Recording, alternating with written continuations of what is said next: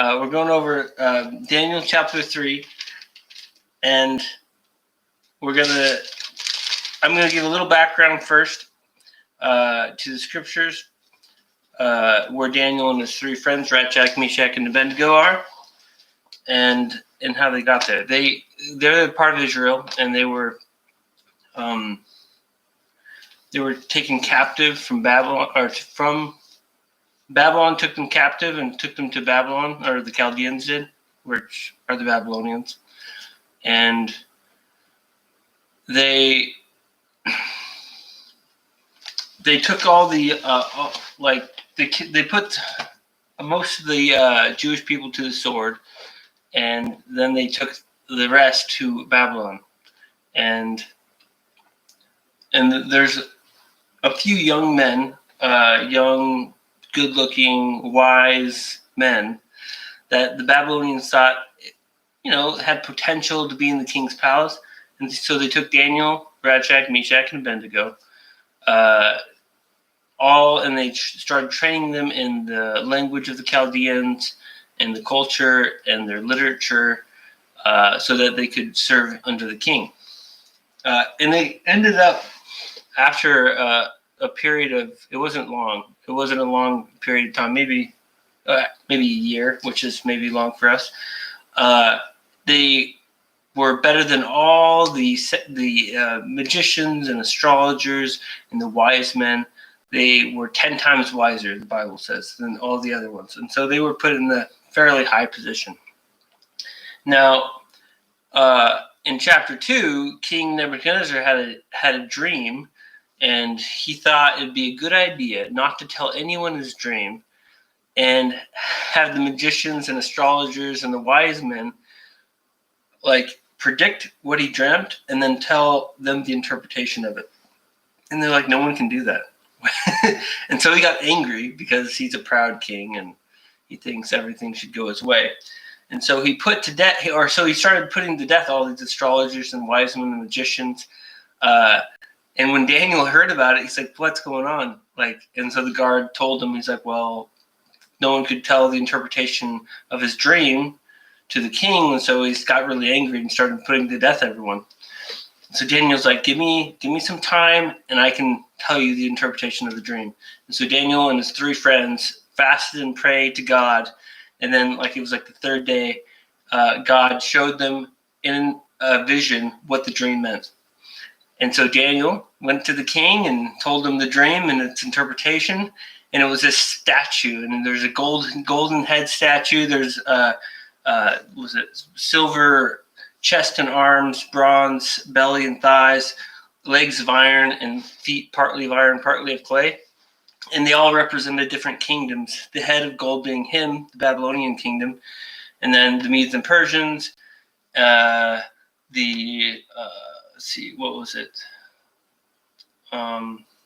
Bronze. So that's the Greek Empire, and then the legs of iron is the Roman Empire, and then the feet, partly of iron, partly of clay, is still to come. It's like the end times empire, with the 10 toes being 10 kingdoms.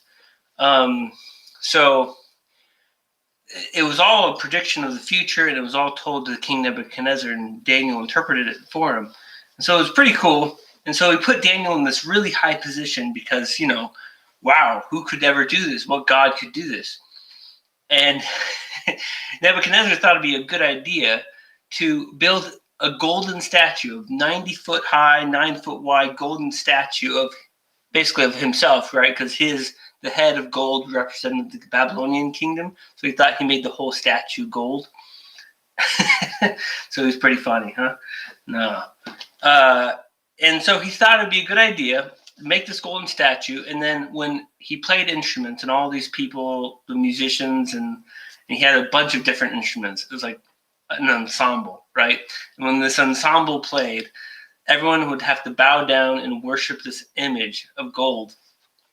And Shadrach, Meshach, and Abednego, I'm not actually sure what Daniel was doing at this point because it doesn't say, but because they were put in high positions, these other guys were jealous, and they're like, okay, let's see if we can knock them down a notch. By knock them down a notch, you mean murder them. But But King Nebuchadnezzar thought it'd be a good idea. So when all this music played, everyone had to worship this golden statue. So these friends of the king, right, other politicians, whatnot, thought it, so they went to the king and like, hey, King Nebuchadnezzar, live forever. In fact, I probably could just start reading it because at this point, it gets really good. It gets really good, and they started buttering up the king. Right? Why not? Like, King, you're awesome. Live forever. Do great things. It says, you, O king, O king, live forever. You, O king, have made a decree that everyone who hears the sound of the horn, this is Daniel chapter 3, right? Verse 10. Made a decree that everyone who hears the sound of the horn, flute, harp, lyre, and psaltery, and symphony with all kinds of music, right? Lots of music, shall fall down and worship the golden image, and whoever does not fall down and worship it shall be cast into the midst of a burning fiery furnace. And there are certain Jews who you have set over the affairs of the province of Babylon, Shadrach, Meshach, and Abednego. These, O king, have not paid due regard to you, and they do not serve your gods, nor worship the golden image which you have set up. Then King Nebuchadnezzar, in rage and fury, gave the command to bring Shadrach, Meshach, and Abednego, so they brought these men before the king. Nebuchadnezzar spoke, saying to them, is it true, Shadrach, Meshach, and Abednego, that you do not serve my gods, nor worship the image I have set up? Now, if you are ready at this time, you hear the sound of music, and you fall down and worship the image which I have made, good. But if you do not worship, you shall be cast immediately into the midst of the burning fiery furnace. And who is the God who will deliver you from my hands? Whenever, and this is funny, because whenever a king, it's constant throughout the Old Testament. Whenever a king challenges God, their God, the King of the Jews, saying, hey, any God, what God can save you? Every time that happens, God's like, oh, okay, well, in that case, let me tell you, I can save them. But it requires, in order for God to save them, I mean, this is a generalization, but it requires the people that are being saved to know God, to be like, to trust in God and to have to fellowship with him. And it just so happens that these three men do. And they do trust in God. And then Shadrach and Meshach and Abednego answered the king and said, O Nebuchadnezzar, we have no need to answer you in this matter. Basically, we're not going to wait for the sound of the music. If that is the case, our God whom we serve is able to deliver us from the burning fiery furnace, and he will deliver us from your hand, O king. But if not, let it be known, O king, that we do not serve your gods, nor will we worship the image you have set up. Then Nebuchadnezzar was full of rage. Right? And the expression on his face changed towards Shadrach, Meshach, and Abednego. He spoke and commanded that they heat the furnace 7 times more than it was usually heated. And he commanded certain mighty men of valor who were in his army to bind Shadrach, Meshach, and Abednego and cast them into the burning fiery furnace. Then these men were bound in their coats and their trousers and their turbans and in their other garments were cast in the midst of the burning fiery furnace. And because the king's command was so urgent and the furnace exceedingly hot, the flame of the fire killed those men who took up Shadrach, Meshach, and Abednego. And these 3 men, Shadrach, Meshach, and Abednego, fell down, bound into the midst of the burning fiery furnace. Okay, so his men of valor died because the fire was so hot and the king was so angry.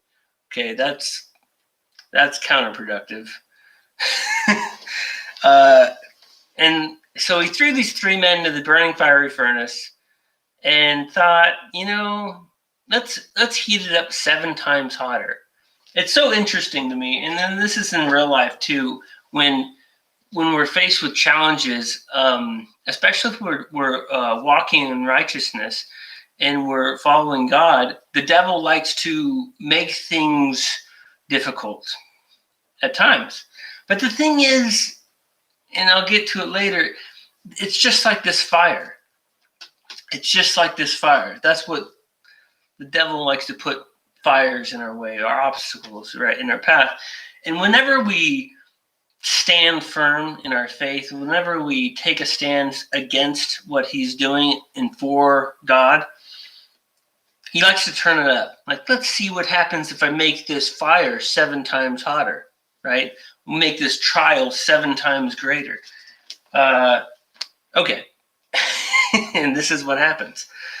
And then King Nebuchadnezzar was astonished. He rose in haste and spoke, saying to his counselors, "Did we not cast 3 men bound into the midst of the fire?" They answered and said, "True, O king."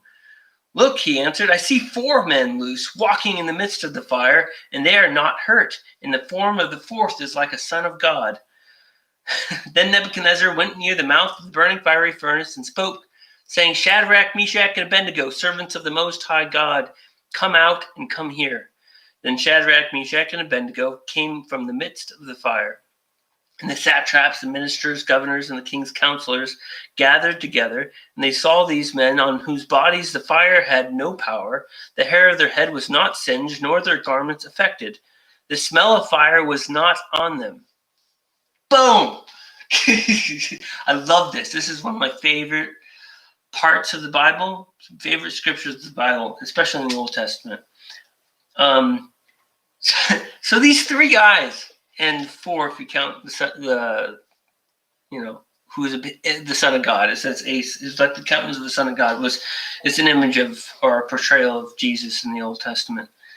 But these 3 guys had faith in God and who were bound, probably with rope, I'm guessing. They were bound and thrown into the fire, and the fire burned the ropes off. And so they were free, but their clothes, their turbans, their garments, none of that was singed. And in fact, it says the fire had no power in their bodies, right? The fire had no power, and there was not the smell of fire on them. There was no smell of fire on them. So not only did the fire not burn them, right? There was no effect. There's no smell of fire. Basically, there's no smell of smoke, right? Whenever you're at a campfire, remember, if you're sitting around a campfire, ever do this. In fact, most people have. I have. A lot of people have. There's smoke, right? It gets into your clothing. And like when you get up, when you walk away from the campfire, like it permeated your clothing, and it smells until you wash it. Like that smell doesn't get out until you put it in the washer and dryer and wash it. Otherwise, it's going to smell like smoke for months, because it just will, right? But there's no smell of smoke on them, nothing. So this is when we're faced with the trials, right? In the kingdom of God, and Satan throws everything he has at us, 7 times that, right? It doesn't work.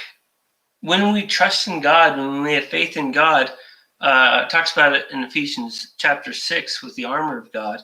But when we trust in God in his promises that he's given us, then what Satan can throw at us is useless. This is not to say that in every situation God's going to protect us. That's not the case. There are martyrs for Jesus. There are martyrs, people who give up their lives for Jesus, who give up their lives to proclaim the gospel, and they're not saved physically. They're not saved physically by God, like from the fire or from the crucifixion or from the death, from the murder that's going to happen to them. Stephen, first martyr of the Bible, right, in the New Testament, was first martyr of the New Testament, not the Bible, was stoned, right? God didn't save him. God didn't protect him. I mean, he kind of did. He made him fall asleep at the end there, so that he didn't experience the pain. But he was happy. He was glad that Stephen died. He rejoices in the martyrdom of saints, in the people that give their lives for him. In this case, it was more effectual that he saved them than not. Like it was more for his purposes that he saved these three men from King Nebuchadnezzar, to show King Nebuchadnezzar and all the people around that he is the God. He is the only true God. Because Nebuchadnezzar was worshiping this God that he made of gold. And all throughout the Bible talks about worshiping these idols and things. You worship idols that can't speak, can't hear, can't talk. You worship the things that you mold and fashion with your own hands. How dumb can you be? Like basically, he doesn't say that part, but like that's my interpretation. How dumb can you be, right?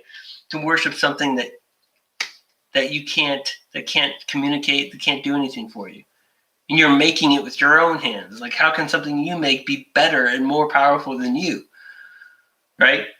Unless you're into the whole AI thing and AI is going to take over, then maybe, I don't think so, but yeah, could happen.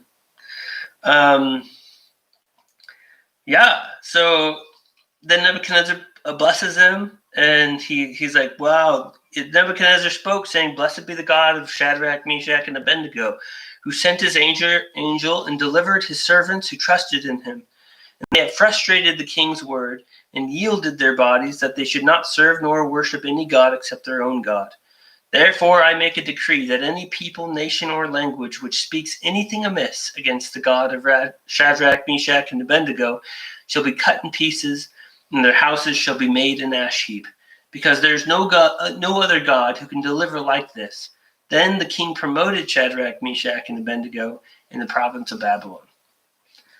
Okay, so not only do these people that wanted to kill Shadrach, Meshach, and Abednego get them, they're not killed, they're not demoted. In fact, they were promoted.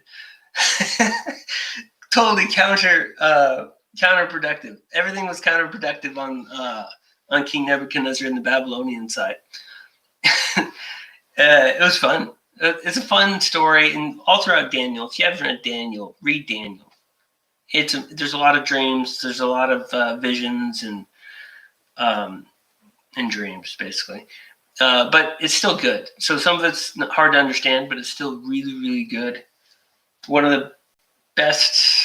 I shouldn't say that, but it is. I think it's one of the best prophets, minor prophets in the Bible. So.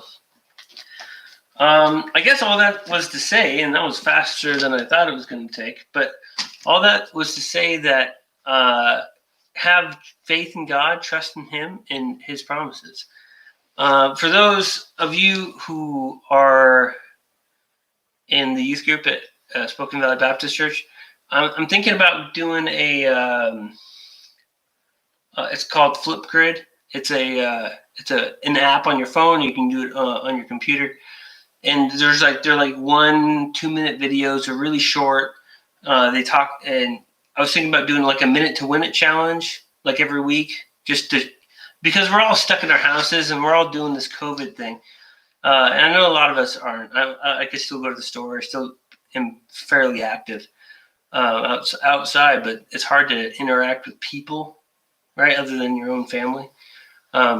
So I want to interact with you guys if you guys want, and I'm going to put this link in the description about Flipgrid. If you guys are interested, let me know. Put a comment, whatever, and we can do like short minute to win it challenges. I can lead. I can be first and do a minute to win it challenge, and you can videotape your minute to win it challenge, right? And do like a minute and a half, 2 minute video, most of it being the challenge, and see what you do. See if you guys like it. I think it'd be fun. I think it'd be fun just to see each other, even if it's doing silly things. Yeah. So that is all. That went really fast. I was expecting that to be much longer. Anyway, it's great. It's great not seeing you, but visiting through virtual means. And I'll see you guys next week.